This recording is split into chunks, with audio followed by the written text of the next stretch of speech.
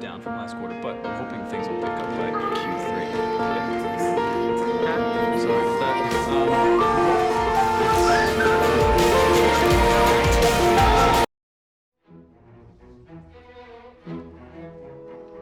Recognition of our interdependence that requires of this moment that we direct a statewide order for people to stay at home.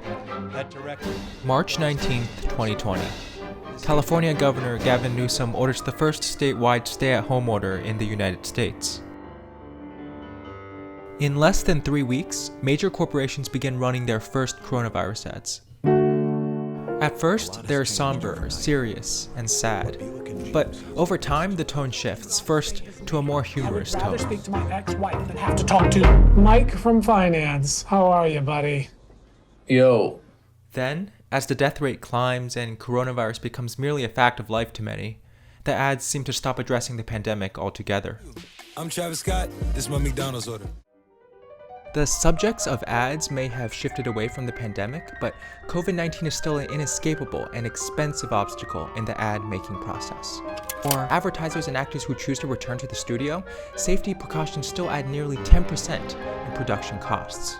Yet, as history has shown again and again, companies that advertise heavily during a recession see a significant post-recession boom compared to firms that didn't. For instance, companies that didn't keep up with their advertising during the 1980 to 1982 recession saw a sales growth of 19% by 1985. Now, that may not seem so bad, but at the same time, aggressive recession advertisers saw a whopping 275% sales growth during this same period. So companies who want to advertise economically have become resourceful, and there's a few key strategies they've discovered in advertising during a pandemic, namely reused footage, user-generated content, animation, and just general resourcefulness. The first is to simply reuse last year's footage. This strategy allows ads to keep their cinematic, professional quality and branding. For instance, Jeep ran a coronavirus ad using unused shots from their Bill Murray Groundhog Day Super Bowl commercial.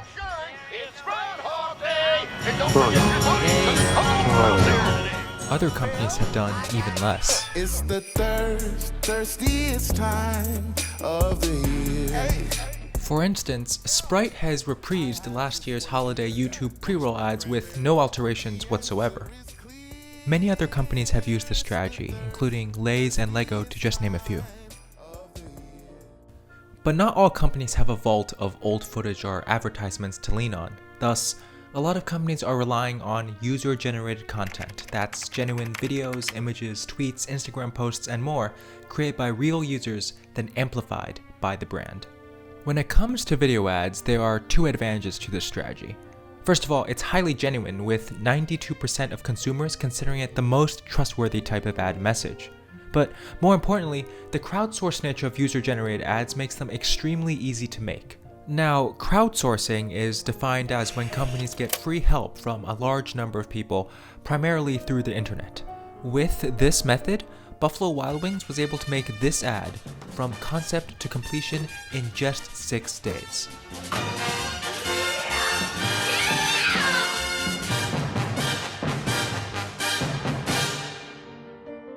Naturally, this strategy became so popular that it became a bit overdone and repetitive, so firms have been looking for ways to diversify.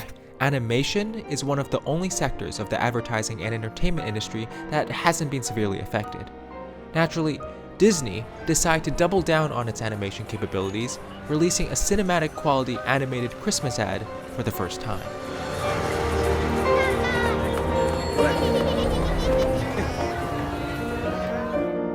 Google, on the other hand, has found a much cheaper animation method. With a set template and its vast network, it's been able to generate hundreds of ads in its recent Near Me campaign, a nod to an increased dependence on local businesses during the pandemic.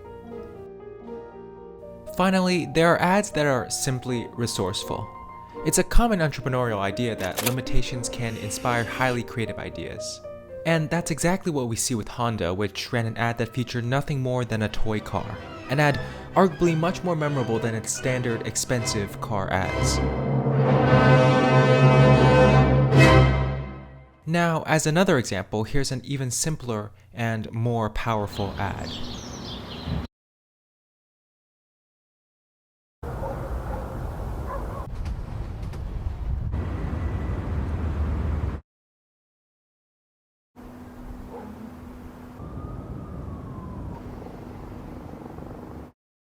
With the same basic technology and the same limitations, the makers of this domestic abuse PSA eviscerate the template set up by corporations, making the PSA stand out.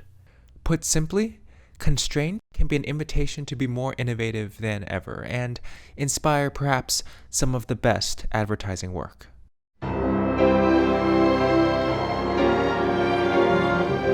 The pandemic has undoubtedly shaken up the advertising formula, but in classic entrepreneurial fashion, companies have adapted as creatively as ever.